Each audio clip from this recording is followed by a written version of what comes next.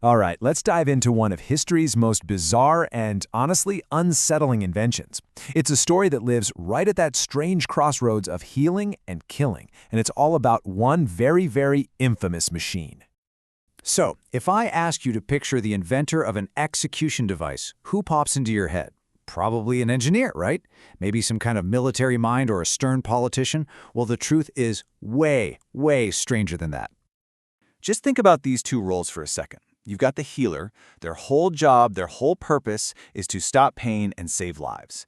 And then you've got the killer, a force that ends life. I mean, they couldn't be more opposite, right? They're on completely different ends of the moral universe. But in this story, they weren't opposites at all. They were actually the exact same person. The mind that came up with one of the most notorious execution devices ever built, it belonged to a healer. Yep, we're talking about the electric chair. And its story doesn't start in a government lab or a prison workshop. It starts in a dentist's office. To really get this, you have to transport yourself back in time. We're talking about an era when electricity was this brand new, almost magical force. So the electric chair wasn't just seen as a new way to execute someone. It was framed as a step into the future, a modern, clean, scientific form of justice. And the person at the very center of this whole thing is a man of, let's say, deep contradictions, Dr. Alfred P. Southwick. So Southwick was way more than just a dentist in Buffalo, New York. He was a man of his time, an inventor, a thinker, and someone who was just completely captivated by this revolutionary power electricity that was changing everything around him. You know how every big invention has that light bulb moment? Well, for the electric chair, that moment came from a pretty gruesome public accident. It's what sparked an idea for what Southwick truly believed would be a more humane way to handle executions.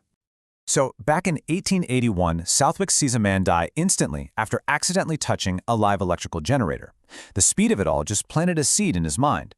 Could this incredible force be a less barbaric option than hanging? But his idea was born into a world that was already in the middle of a war, the War of the Currents, between Thomas Edison and George Westinghouse. Edison, who was pushing his DC or direct current system, saw a pretty dark opportunity.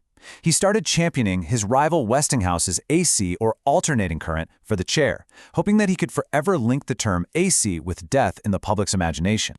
And this is where Southwick's logic gets really interesting, because it was totally shaped by his day job. As a dentist, he knew all about the human nervous system, anatomy, and how to manage pain. He'd seen how brutal hangings could be. He compared that to the instant death he saw from electricity. And he used his medical knowledge to argue for this new, supposedly more compassionate, scientific method. But, of course, an idea on paper is one thing. Reality? Well, reality is almost always a lot messier. The chair's first use was a grim, flawed debut that would cast a shadow over its entire legacy. This was the promise. This was the sales pitch. The entire reason for the electric chair to even exist was based on this one single idea, that it would be a quick, modern, and most importantly, humane way to die. And the failure of that promise was, well, it was catastrophic. In 1890, a man named William Kemmler became the first person to be executed by electrocution. It was an absolute disaster. The first shock didn't kill him, which led to this horrific scene of suffering right in front of witnesses before they had to administer a second, much stronger jolt. The humane machine had proven to be anything but. So the story doesn't just end with that horrible first execution. Really, it just opens up a whole host of deep, complicated questions about science, about ethics, and about responsibility that, frankly, we're still wrestling with today. This right here is the fundamental paradox of Southwick's invention. His intention, it seems, was genuinely to use modern science to reduce suffering. But the reality? The reality of the electric chair is a long, dark history filled with malfunctions, agonizing procedures, and just horrifying accidents. And that leaves us with these big, nagging questions. You know, it really forces you to think.